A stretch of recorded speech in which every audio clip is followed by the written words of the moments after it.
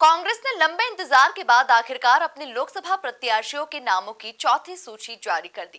कांग्रेस की इस सूची में एमपी की इंदौर लोकसभा सीट से अक्षय कांति बम को चुनावी मैदान में उतारा गया है, जहां टिकट मिलते ही अक्षय बम एक्टिव मोड में नजर आ गए हैं और उन्होंने अलग अलग विषयों पर चर्चा कर प्रतिद्वंदियों पर सवाल खड़े किए। देखिए रिपोर्ट।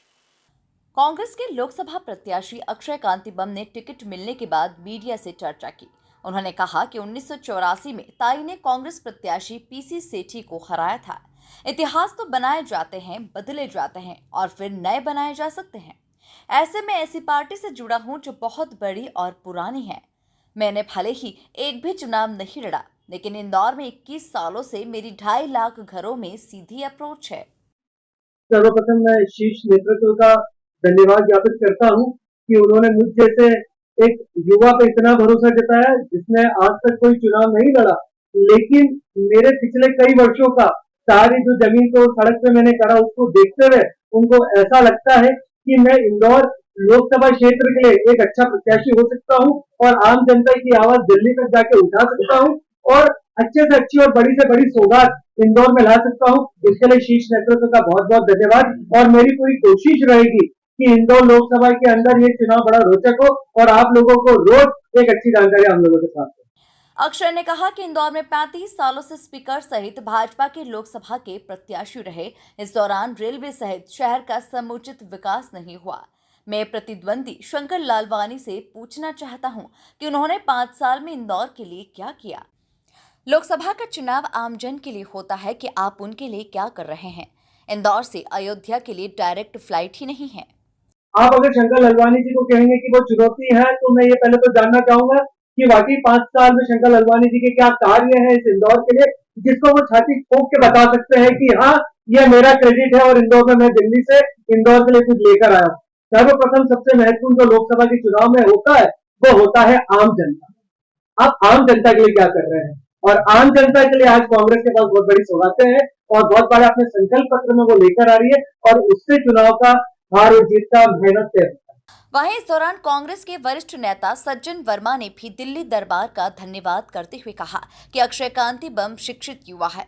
राजनीति में इस समय जो लोकतंत्र की हत्या की जा रही है, संविधान सुरक्षित नहीं है। ऐसे समय में शिक्षाविदों का, डॉक्टर, इंजीनियर का राजनीति में आना अति आवश्यक है और अक्षय कांति बम एक बड़ा नाम है।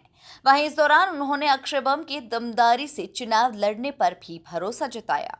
देखिए, एक शिक्षाविद और राजनीति में आवश्यकता इस समय जो लोकतंत्र की हत्या की जा रही है, संविधान सुरक्षित नहीं है, ऐसे समय पे शिक्षाविदों का, डॉक्टर, इंजीनियर, प्रबुद्ध जनों का राजनीति में आना आवश्यक है और अक्षय कांति बम एक बड़ा नाम है शिक्षा जगत का और मैं समझता हूं कि बहुत दमदारी से हमारा उम्मीदवार अक्षय बम चुनाव लड़ेगा।